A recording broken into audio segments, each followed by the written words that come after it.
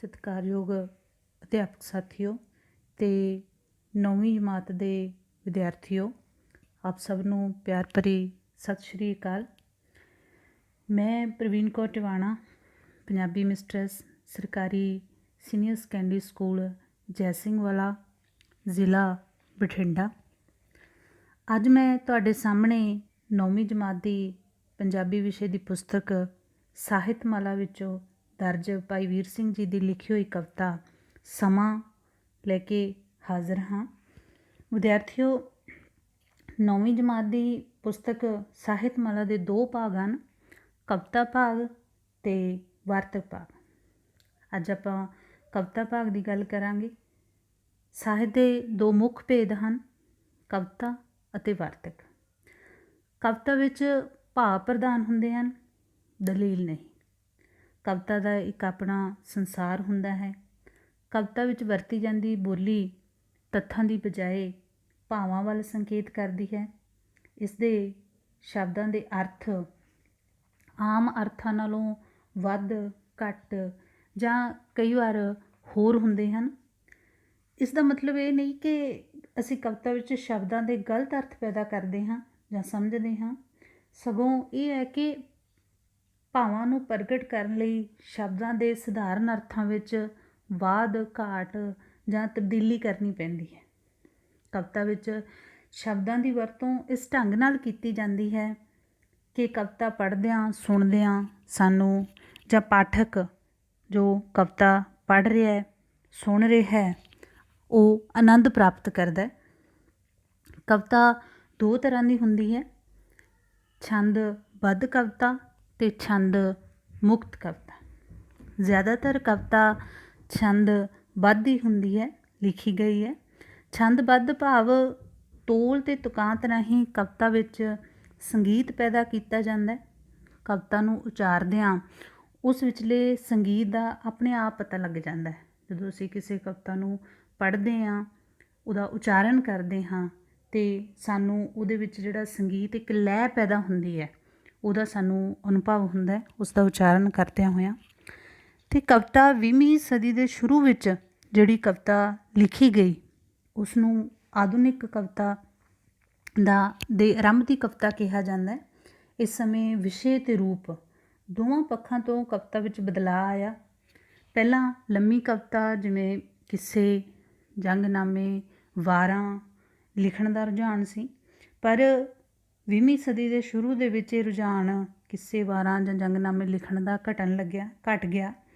ਇਸ ਸਮੇਂ ਦੌਰਾਨ ਕਵੀਆਂ ਨੇ ਨਵੇਂ ਵਿਸ਼ੇ ਲੈ ਕੇ ਨਵੇਂ ਕਾਵਿ ਰੂਪਾਂ ਵਿੱਚ ਕਵਿਤਾ ਲਿਖੀ। ਕਾਵਿ ਰੂਪ ਮੀਨਸ ਕਵਿਤਾ ਦੇ ਵੱਖ-ਵੱਖ ਭੇਦ। 20ਵੀਂ ਸਦੀ ਦੇ ਸ਼ੁਰੂ ਤੋਂ ਲੈ ਕੇ ਹੁਣ ਤੱਕ ਲਿਖੀ ਗਈ ਅਤੇ ਲਿਖੀ ਜਾ ਰਹੀ ਕਵਿਤਾ ਸਮਾਜਿਕ ਅਸਲੀਅਤ ਦੇ ਨੇੜੇ ਹੁੰਦੀ ਹੈ, ਸਮਾਜਿਕ ਯਥਾਰਥ ਨੂੰ ਪੇਸ਼ ਕਰ ਰਹੀ ਹੁੰਦੀ ਹੈ। ਬਹੁਪੱਖੀ ਵਿਸ਼ੇ, ਵਿਭਿੰਨ ਸਮੱਸਿਆਵਾਂ ਕਵਿਤਾ ਦਾ ਵਿਸ਼ਾ ਬਣਦੀਆਂ ਆ ਰਹੀਆਂ। ਅਤੇ ਭਾਈ ਵੀਰ ਸਿੰਘ ਨੂੰ ਆਧੁਨਿਕ ਕਵਿਤਾ ਦਾ ਮੋਢੀ ਕਿਹਾ ਜਾਂਦਾ ਹੈ ਕਿ ਸਭ ਤੋਂ ਪਹਿਲਾਂ ਜਿਹੜੀ ਆਧੁਨਿਕ ਕਵਿਤਾ ਹੈ ਉਹ ਭਾਈ ਵੀਰ ਸਿੰਘ ਨੇ ਲਿਖੀ। ਭਾਈ ਵੀਰ ਸਿੰਘ ਦਾ ਜਨਮ 5 ਦਸੰਬਰ 1872 ਈਸਵੀ ਨੂੰ ਪਿਤਾ ਸਰਦਾਰ ਚਰਨ ਸਿੰਘ ਅਤੇ ਮਾਤਾ ਸਰਦਾਰਨੀ ਉੱਤਮ ਕੌਰ ਦੇ ਘਰ ਅੰਮ੍ਰਿਤਸਰ ਵਿਖੇ ਹੋਇਆ। ਭਾਈ ਵੀਰ ਸਿੰਘ ਨੇ ਬਹੁਪੱਖੀ ਰਚਨਾਵਾਂ ਕੀਤੀਆਂ। ਉਹਨਾਂ ਨੇ ਕਵਿਤਾ, ਵਾਰਤਕ, ਨਾਵਲ ਅਤੇ ਨਾਟਕ ਦੀ ਰਚਨਾ ਕਰਕੇ ਆਧੁਨਿਕ ਪੰਜਾਬੀ ਸਾਹਿਤ ਦਾ ਆਰੰਭ ਕੀਤਾ। ਇਸ ਤੋਂ ਇਲਾਵਾ ਸਿੱਖ ਇਤਿਹਾਸ ਲਿਖਣ ਅਤੇ ਸੰਪਾਦਨ ਕਰਨ ਦਾ ਕੰਮ ਵੀ ਕੀਤਾ। ਉਹਨਾਂ ਦੀ ਦੇਣ ਗਿਣਾਤਮਕ ਅਤੇ ਗੁਣਾਤਮਕ ਦੋਹਾਂ ਪੱਖਾਂ ਤੋਂ ਮਹੱਤਵਪੂਰਨ ਹੈ। ਉਹਨਾਂ ਨੂੰ ਨਿੱਕੀਆਂ ਕਵਿਤਾਵਾਂ ਦਾ ਵੱਡਾ ਕਵੀ ਵੀ ਕਿਹਾ ਜਾਂਦਾ ਹੈ। ਉਹਨਾਂ ਨੇ ਆਪਣੀਆਂ ਕਵਿਤਾਵਾਂ ਵਿੱਚ ਕੁਦਰਤ ਦਾ ਵਰਣਨ ਕਰਨ ਦੇ ਨਾਲ ਨਾਲ ਹੋਰ ਬਹੁਤ ਸਾਰੇ ਵਿਭਿੰਨ ਵਿਸ਼ਿਆਂ ਨੂੰ ਆਪਣੀਆਂ ਕਵਿਤਾਵਾਂ ਦੇ ਵਿੱਚ ਪੇਸ਼ ਕੀਤਾ।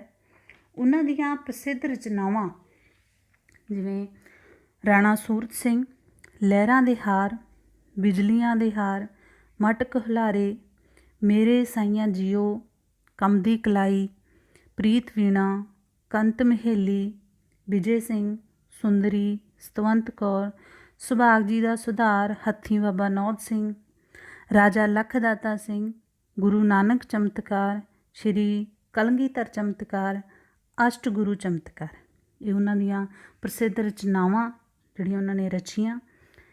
ਸਾਹਿਤ ਅਕਾਦਮੀ ਦਿੱਲੀ ਵੱਲੋਂ ਭਾਈ ਵੀਰ ਸਿੰਘ ਦੀ ਕਾਵਿ ਪੁਸਤਕ ਮੇਰੇ ਸਾਈਆਂ ਜੀਓ ਨੂੰ ਪੁਰਸਕ੍ਰਿਤ ਕੀਤਾ ਗਿਆ ਅਤੇ ਭਾਰਤ ਸਰਕਾਰ ਨੇ ਵੀ ਆਪ ਨੂੰ ਪਦਮ ਭੂਸ਼ਣ ਉਪਾਧੀ ਪ੍ਰਦਾਨ ਕੀਤੀ ਅਤੇ ਪੰਜਾਬ ਯੂਨੀਵਰਸਿਟੀ ਲਾਹੌਰ ਨੇ ਡੀ.ਲਿਟ ਦੀ ਡਿਗਰੀ ਨਾਲ ਵੀ ਭਾਈ ਵੀਰ ਸਿੰਘ ਨੂੰ ਸਨਮਾਨਿਆ।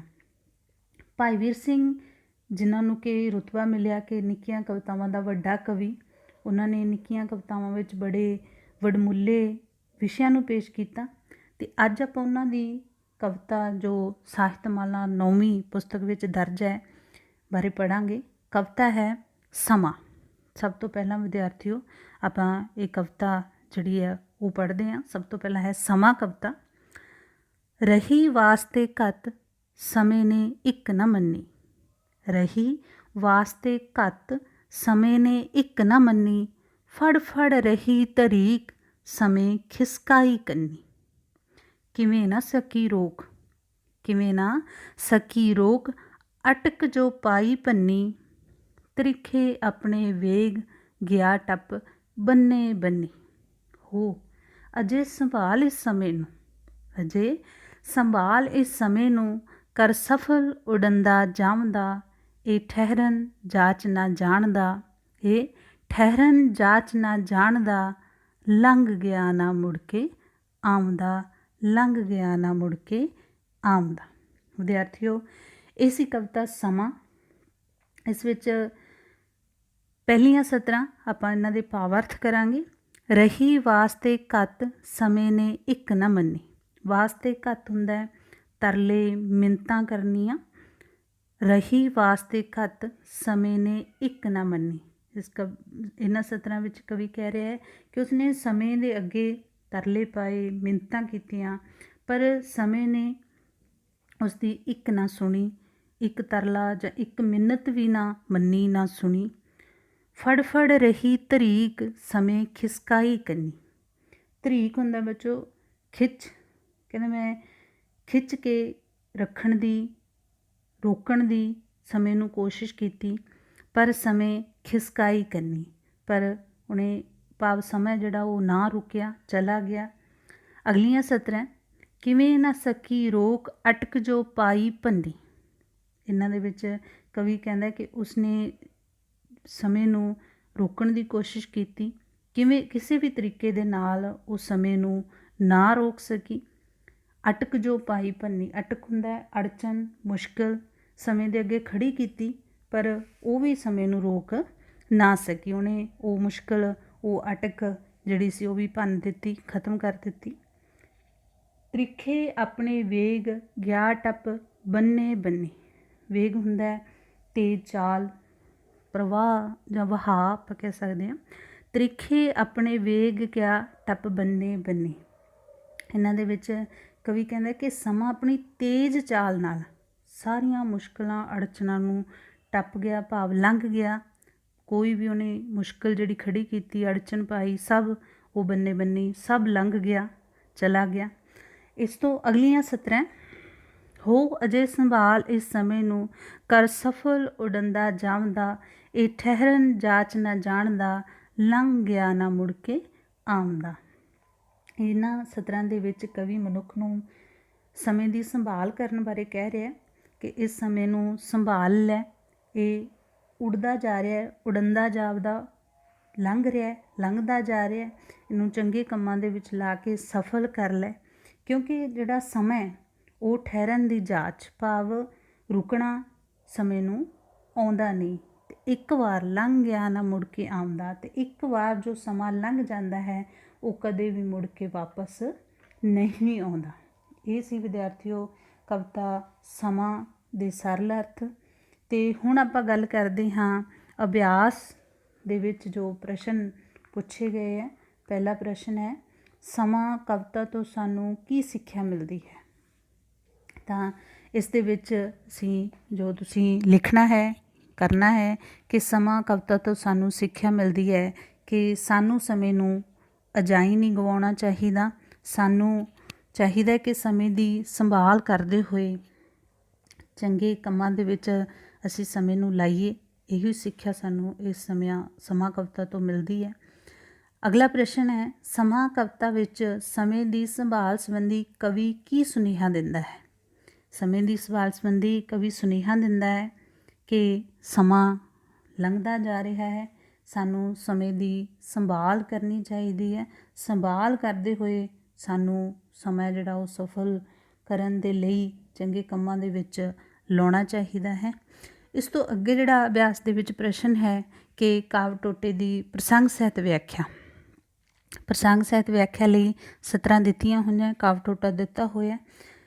ਵਿਦਿਆਰਥੀਓ, ਜਦੋਂ ਵੀ ਤੁਸੀਂ ਪ੍ਰਸੰਗ ਸਹਿਤ ਵਿਆਖਿਆ ਕਰਨੀ ਹੈ ਤਾਂ ਪ੍ਰਸੰਗ ਦੇ ਵਿੱਚ ਤੁਸੀਂ ਆਪਣੀ ਪੁਸਤਕ, ਜਮਾਤ, ਕਵੀ ਅਤੇ ਕਵਿਤਾ ਦਾ ਨਾਂ ਜ਼ਰੂਰ ਦੇਣਾ। ਸਤਰਾਂ ਹਨ, ਹੋ ਅਜੇ ਸੰਭਾਲ ਇਸ ਸਮੇਂ ਨੂੰ, ਕਰ ਸਫਲ ਉਡੰਦਾ ਜਾਵਦਾ, ਇਹ ਠਹਿਰਨ ਜਾਚ ਨਾ ਜਾਣਦਾ, ਲੰਘ ਗਿਆ ਨਾ ਮੁੜ ਕੇ ਆਉਂਦਾ। ਇਹਦਾ ਪ੍ਰਸੰਗ ਸਭ ਤੋਂ ਪਹਿਲਾਂ ਆਪਾਂ ਕਰਾਂਗੇ। ਇਹਨਾਂ ਸਤਰਾਂ ਜਾਂ ਇਹ ਕਾਵਿ ਟੋਟਾ, ਇੱਥੇ ਤੁਸੀਂ ਸਤਰਾਂ ਵੀ ਲਿਖ ਸਕਦੇ ਹੋ ਔਰ ਕਾਵਿ ਟੋਟਾ ਵੀ ਲਿਖ ਸਕਦੇ ਹੋ ਕਿ ਇਹ ਕਾਵਿ ਟੋਟਾ ਸਾਡੀ ਪੁਸਤਕ ਸਾਹਿਤਮਾਲਾ 9ਵੀਂ ਵਿੱਚੋਂ ਭਾਈ ਵੀਰ ਸਿੰਘ ਦੀ ਲਿਖੀ ਹੋਈ ਕਵਿਤਾ ਸਮਾਂ ਵਿੱਚੋਂ ਲਿਆ ਗਿਆ ਹੈ। ਇਸ ਕਵਿਤਾ ਵਿੱਚ ਕਵੀ ਨੇ ਸਮੇਂ ਦੀ ਨਿਰੰਤਰਤਾ ਬਾਰੇ ਦੱਸਦੇ ਹੋਏ ਸਮੇਂ ਦੀ ਸਹੀ ਵਰਤੋਂ ਕਰਦੇ ਹੋਏ ਉਸਨੂੰ ਸਫਲ ਬਣਾਉਣ ਬਾਰੇ ਕਿਹਾ। ਹੁਣ ਇਸ ਪ੍ਰਸੰਗ ਦੇ ਵਿੱਚ ਆਪਾਂ ਪੁਸਤਕ ਦਾ ਨਾਂ ਵੀ ਦਿੱਤਾ, ਜਮਾਤ ਵੀ ਦੱਸੀ ਹੈ, ਕਵੀ ਦਾ ਨਾਮ ਵੀ ਦਿੱਤਾ ਔਰ ਕਵਿਤਾ ਦਾ ਨਾਮ ਵੀ। ਇਹ ਤੁਸੀਂ ਯਾਦ ਰੱਖਣਾ ਕਿ ਜਦੋਂ ਵੀ ਪ੍ਰਸੰਗ ਲਿਖਣਾ ਹੈ ਤਾਂ ਤੁਸੀਂ ਇਹ ਗੱਲਾਂ ਧਿਆਨ ਵਿੱਚ ਰੱਖਦੇ ਹੋਏ ਲਿਖਣਾ। ਅੱਗੇ ਇਸ ਦੀ ਵਿਆਖਿਆ। ਤਾਂ ਵਿਆਖਿਆ ਕਰਦੇ ਹੋਏ ਜੋ ਸਤਰਾਂ ਸਾਡੇ ਨੂੰ ਦਿੱਤੀਆਂ ਹੋਈਆਂ ਸੀ ਉਹਨਾਂ ਦੀ ਵਿਆਖਿਆ ਕਰਾਂਗੇ। ਇਹਨਾਂ ਸਤਰਾਂ ਵਿੱਚ ਕਵੀ ਲਿਖਦਾ ਹੈ ਕਿ ਮਨੁੱਖ ਨੂੰ ਸਮਾਂ ਸੰਭਾਲ ਲੈਣਾ ਚਾਹੀਦਾ ਹੈ ਕਿਉਂਕਿ ਸਮਾਂ ਲੰਘਦਾ ਜਾ ਰਿਹਾ ਹੈ। ਇਹ ਠਹਿਰਨ ਦੀ ਜਾਚ ਭਾਵ ਰੁਕਣ ਦਾ ਢੰਗ ਤਰੀਕਾ ਨਹੀਂ ਜਾਣਦਾ। ਇੱਕ ਵਾਰੀ ਜੋ ਸਮਾਂ ਲੰਘ ਜਾਂਦਾ ਹੈ ਫਿਰ ਮੁੜ ਕੇ ਵਾਪਸ ਨਹੀਂ ਆਉਂਦਾ। ਅਤੇ ਇਸ ਤੋਂ ਅੱਗੇ ਅਭਿਆਸ ਦੇ ਵਿੱਚ ਜਿਹੜਾ ਪ੍ਰਸ਼ਨ ਪੁੱਛਿਆ ਗਿਆ ਉਹ ਹੈ ਕਾਵਿ ਸਤਰਾਂ ਦੀ ਵਿਆਖਿਆ ਕਰੋ। ਇਸ ਦੇ ਵਿੱਚ 2 ਸਤਰਾਂ ਦਿੱਤੀਆਂ ਗਈਆਂ ਅਤੇ ਉਹਨਾਂ ਦੀ ਵਿਆਖਿਆ ਕਰਨ ਦੇ ਲਈ ਕਿਹਾ ਗਿਆ, ਇਹ ਠਹਿਰਨ ਜਾਚ ਨਾ ਜਾਣਦਾ, ਲੰਘ ਗਿਆ ਨਾ ਮੁੜ ਕੇ ਆਉਂਦਾ। ਭਾਵ ਸਮਾਂ ਜਿਹੜਾ ਉਹ ਠਹਿਰਨ ਦਾ ਢੰਗ ਤਰੀਕਾ ਨਹੀਂ ਜਾਣਦਾ ਅਤੇ ਇੱਕ ਵਾਰੀ ਜੋ ਸਮਾਂ ਲੰਘ ਜਾਂਦਾ ਹੈ ਉਹ ਕਦੇ ਵੀ ਵਾਪਸ ਨਹੀਂ ਆਉਂਦਾ। ਵਿਦਿਆਰਥੀਓ, ਇਸੀ ਕਵਿਤਾ ਸਮਾਂ ਦੇ ਪਾਠ ਅਭਿਆਸ ਦੇ ਵਿੱਚ ਜੋ ਪ੍ਰਸ਼ਨ ਅਤੇ ਪ੍ਰਸੰਗ ਸਹਿਤ ਵਿਆਖਿਆ ਪੁੱਛੀ ਗਈ ਹੈ ਅਤੇ ਉਮੀਦ ਕਰਦੀ ਹਾਂ ਕਿ ਮੇਰੇ ਇਸ ਉਪਰਾਲੇ ਦਾ ਸਮੂਹ 9ਵੀਂ ਜਮਾਤ ਦੇ ਵਿਦਿਆਰਥੀ ਲਾਭ ਉਠਾਉਣਗੇ। ਬਹੁਤ ਬਹੁਤ ਧੰਨਵਾਦ।